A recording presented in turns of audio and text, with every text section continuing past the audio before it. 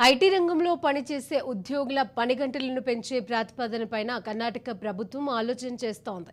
ఇందుకోసం Karnataka shops and commercial establishment act 1961లో కొన్ని మార్పులను చేయాల్సి ఉంటుంది. ఈ ప్రతిపాదనపైన ట్రేడ్ యూనియన్ల నుంచి వ్యతిరేకత వ్యక్తమవుతోంది. ఈ మేరకు కర్ణాటక స్టేట్ ఐటీ ఉద్యోగుల సంఘం ప్రతినిధుల కార్మిక శాఖ మంత్రి సంతోష్ లాడ్ను కలిసి తమ వ్యతిరేకతను తెలియజేశారు. ప్రతిపాదనల ప్రకారంగానే ఐటీ రంగంలో పనిచేస్తున్న ఉద్యోగులు రోజులో 12 గంటలకు మించి పనిచేసేందుకు కొత్త బిల్లు అనుమతిస్తోంది. రోజులో గరిష్టంగా 14 గంటల చొప్పున పని చేయడానికి వీలు కల్పిస్తోంది. ప్రస్తుతం ఓవర్ టైంతో కలిపి గరిష్టంగా 10 గంటలు మాత్రమే పని చేయించేందుకు అనుమతి ఉంది. అయితే వరుసగా 3 నెలల్లో ఉద్యోగి చేత 125 గంటలకు మించి అదనపు గంటలు పని చేయించుకోకూడదన్నది ఇందులోని మరో కీలక అంశం. ఈ ప్రతిపాదనను ఉద్యోగ సంఘాలు తీవ్రంగా వ్యతిరేకిస్తున్నాయి.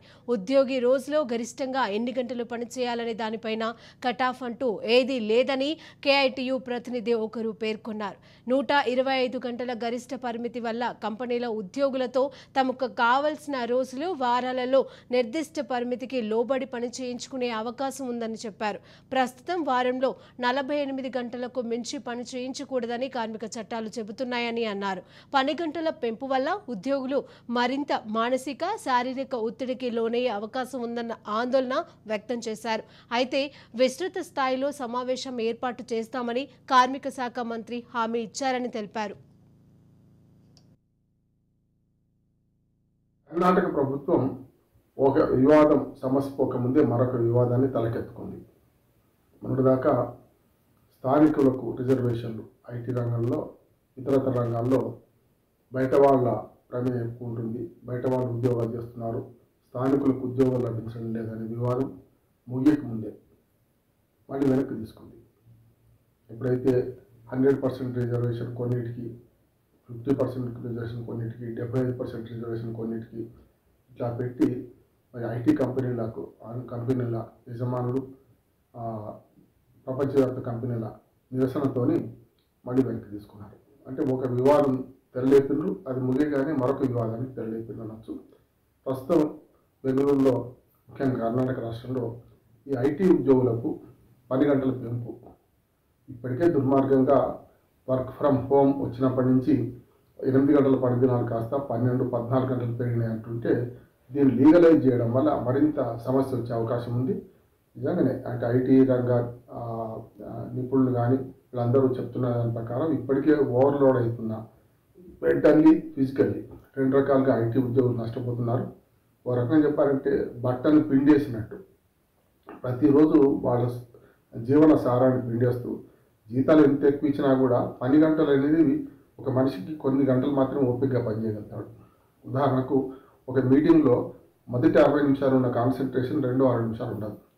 అటువంటిది లీగల్గా అయితే ప్రతి వారం 45 గంటలు, అంటే 7 రోజుల్లో, అంటే మనకు 6 రోజులే లెక్క వర్కింగ్ డేస్ 2 పోతే 5 రోజులే వర్కింగ్ డేస్ అనుకుంటే మరి 45 గంటలు పనిచేయాల్సింది ఇవాళ దాన్ని 60 గంటలు పెంచుతామని, అంటే 14 గంటల వరకు, యాక్చువల్గా 10 గంటలే ఉంది, ఇప్పుడు 10 నుంచి 12 పోయింది, 14 గంటల వరకు పని చేయించుకుందాం అనుకుంటే ఏమవుతామంటే పీక్ అవర్స్ కానీ లేకపోతే కొన్నిసార్లు వాళ్ళకు పని ఎక్కువ, ఒత్తిడి ఎక్కువ ఉన్నప్పుడు దాని ద్వారా చేయించుకుంటారు.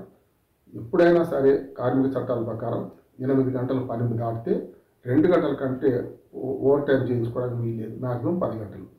అటువంటి 10 పోయి 12 పోయి 14కు వచ్చిందంటే ఓ రకం చెప్పాలంటే వాళ్ళ ఆరోగ్యాన్ని వీళ్ళు సొమ్ముగా మార్చుకుంటున్నారు. ఓ రకం చెప్పాలంటే కొందరికి ఇష్టం కావచ్చు ఎక్కువ పని గంటలు ఇస్తే ఎక్కువ డబ్బు సంపాదించవచ్చని, కానీ వయస్సును, ఆరోగ్యాన్ని మళ్ళీ సంపాదించలేదు కాదు.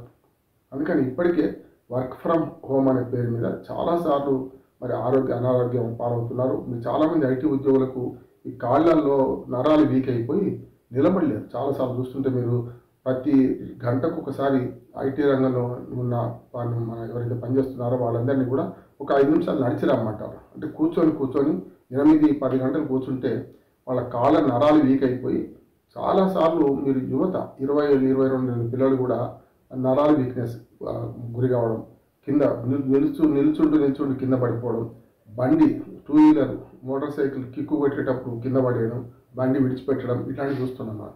అంటే చాలామంది యువత ముఖ్యం 30 ఏళ్ళ లోపు వాళ్ళే అనారోగ్యాలకు గురవుతున్నారు. వాళ్ళు కూర్చొని పనిచేయడం వల్ల, గంటల తరబడి కూర్చొని పనిచేయడం వల్ల, నిలకడగా అట్లే కూర్చొని పనిచేయడం వల్ల వాళ్ళకు కాళ్ళ నొప్పులు వస్తున్నాయి, రకరకాల నర్వస్ వ్యాధులు వస్తున్నాయి, దాంతోపాటు కంటి జబ్బులు వస్తున్నాయి. మెదడుకు కూడా ఒక పరిమితికి మించి లోడప్ప చెప్తే వాళ్ళకి నిద్ర సరిగ్గా ఉండడం లేదు. ఇంకోటి కాలం కూడా ఐటీ రంగంలో వాళ్ళు పనిచేసే ఏదైతే టైమింగ్స్ ఉంటాయో ఆ టైమింగ్స్ కూడా వాళ్ళ ఆరోగ్యం మీద దెబ్బతీస్తుంది.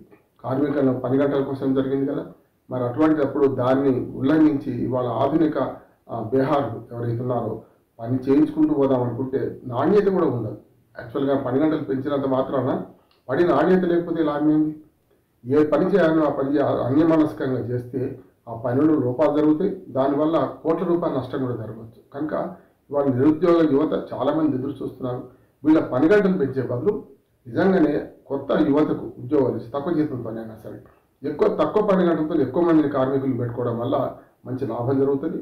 ఇప్పటికే చాలా కంపెనీలు చాలామంది తీసేస్తున్నారు. అట్లా కాకుండా కొత్తగా రిక్రూట్మెంట్కి అవకాశం కూడా ఉంటుంది. ఈ రెండు రకాలు పని గంటలు పెంచడం వల్ల ఒకటేమో నిరుద్యోగ యువతకు ఆశనిపాతం, పని గంటలు తగ్గించకపోయినా సరే ఇప్పుడున్న పని గంటలు ఉంచితే అప్పుడు ఏమవుతుందంటే కొత్త వారికి పని కల్పించే అవకాశం వస్తుంది, నిరుద్యోగం కూడా తప్పే అవకాశం ఉంది. కనుక రాష్ట్ర ప్రభుత్వం, కర్ణాటక రాష్ట్ర ప్రభుత్వం ఈ దిశగా ఆలోచించాలి.